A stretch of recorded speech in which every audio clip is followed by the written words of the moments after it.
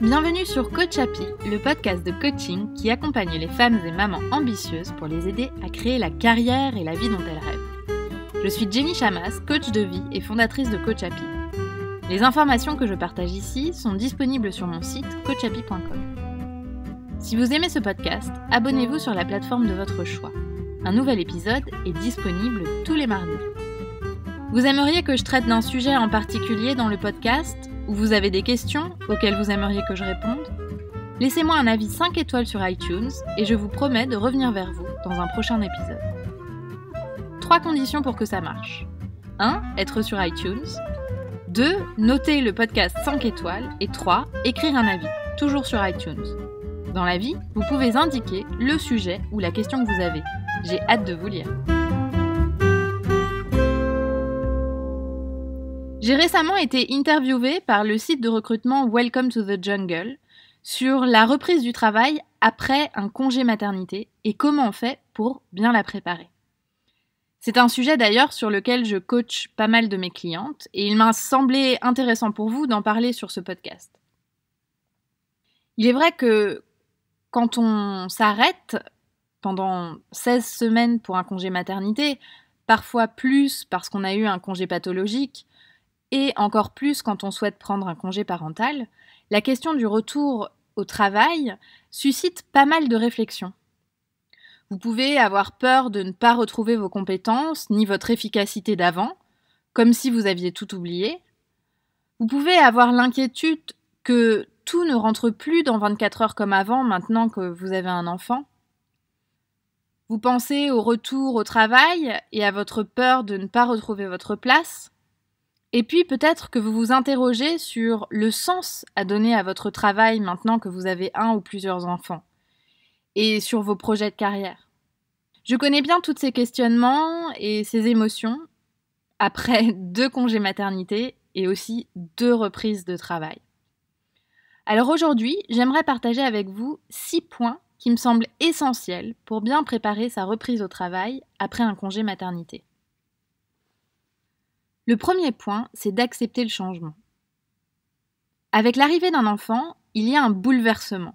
Vous devenez tout à coup responsable d'une personne en plus qui n'est pas autonome. Ça veut dire gérer la faim, la santé, le sommeil, le mode de garde, la sécurité de cet enfant. Et cela s'additionne à ce que vous faisiez déjà avant pour vous gérer vous-même. Et évidemment, ça a une conséquence sur votre agenda. Ce chamboulement est parfois violent. Entre les privations de sommeil, les pleurs, l'inconnu, la difficulté à trouver du temps pour soi, la difficulté à comprendre son enfant, la difficulté à trouver sa place au sein de sa famille. Accepter que la naissance d'un enfant implique du changement et accepter que ce soit difficile au début de concilier maternité et travail est une étape essentielle. Parce qu'accepter, c'est s'épargner de la frustration de ne pas réussir à faire tout ce qu'on voudrait au début.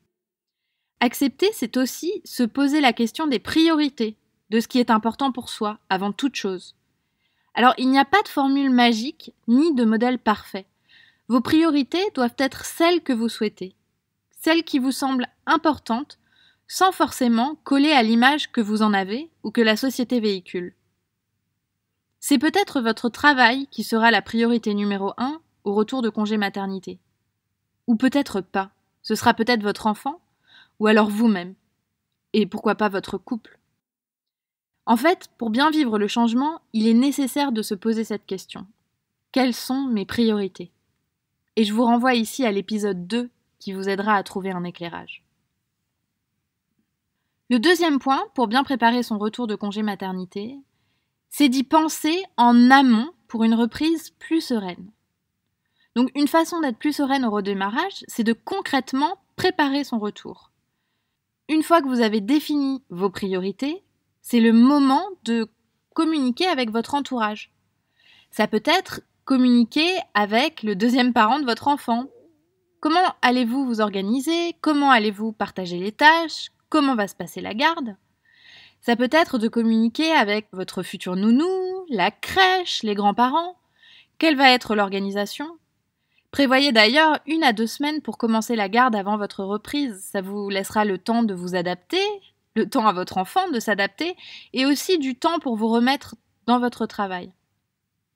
Et si vous rejoignez une entreprise où vous n'êtes pas seul, ça peut être intéressant pour vous peut-être de revoir votre manager avant un retour au travail, peut-être même de revoir votre équipe.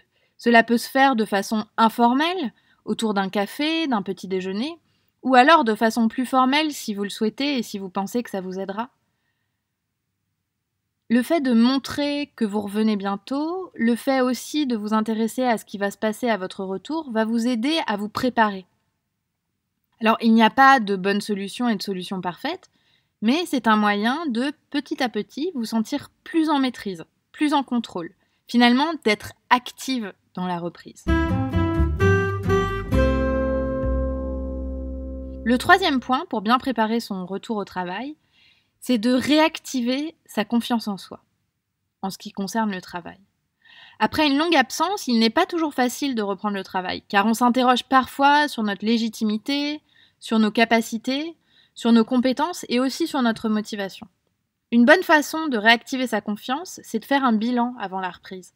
Prendre le temps de réfléchir sur ses réussites, ses compétences phares, ce qui fonctionnait bien avant de partir pour ces quelques mois.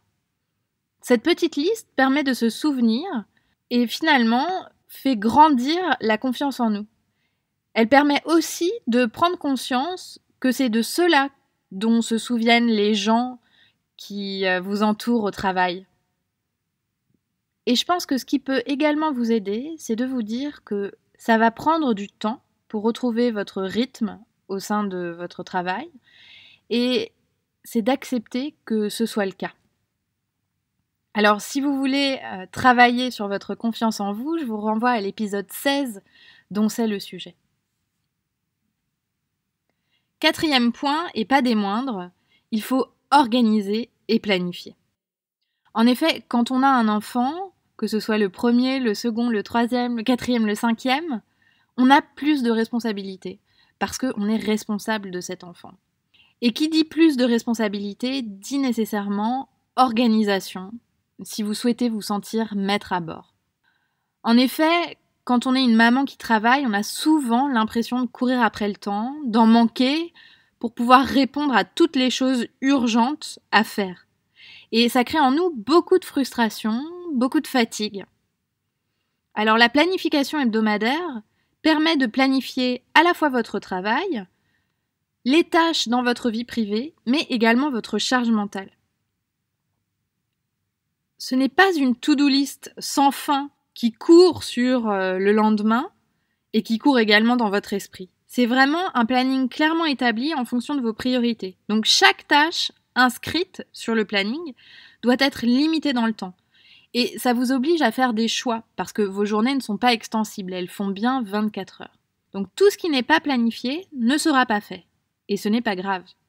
Avoir une meilleure visibilité permet aussi de partager davantage les tâches, que ce soit avec votre conjoint ou alors de déléguer à ses équipes, à sa nounou ou à d'autres personnes capables de vous aider.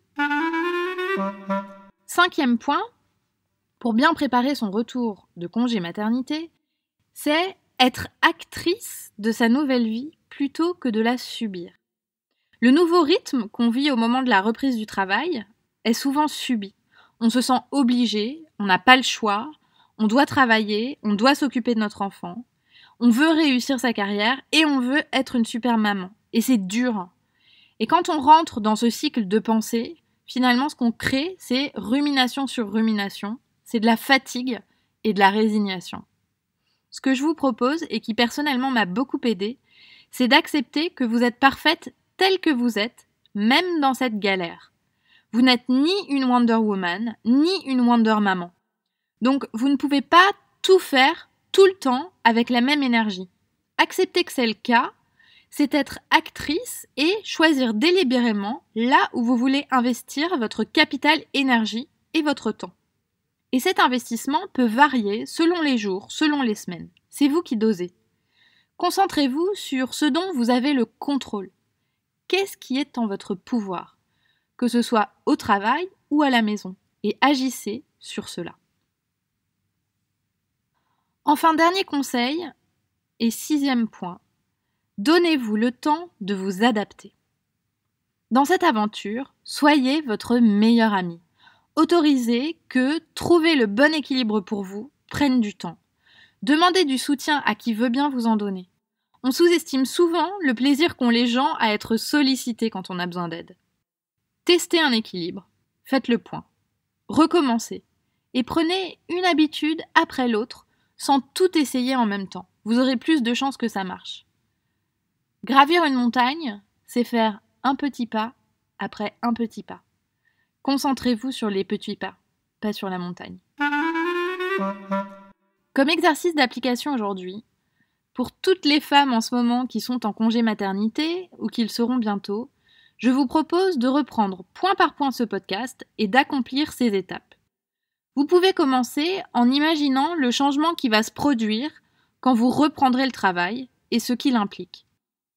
Quelle pensée d'acceptation aimeriez-vous cultiver pour vous aider ? Par exemple, mon rythme va changer et c'est OK. Ou alors, j'accepte que ça prenne du temps pour trouver l'équilibre qui me convient. Ou alors, je suis capable de passer ce cap. Passez en revue les 6 étapes. La première, accepter le changement. La deuxième, penser au retour au travail en amont pour une reprise plus sereine. La troisième, reprendre confiance en soi. La quatrième, organiser et planifier. La cinquième, être actrice de sa nouvelle vie plutôt que la subir. Et la sixième, se donner le temps de s'adapter. Je vous en parlais en début de podcast, la reprise après le congé maternité est un sujet que j'aborde souvent en coaching. J'accompagne individuellement un petit nombre de clientes. Si c'est quelque chose qui vous intéresse, je vous propose une conversation de découverte pour explorer votre problématique et le travail qu'on pourrait faire ensemble. C'est une séance gratuite, mais je n'ouvre que 2 rendez-vous chaque semaine. Alors si vous êtes intéressé, n'attendez pas. Réservez sur mon site coachhappy.com ou cliquez sur le lien dans les notes de cet épisode.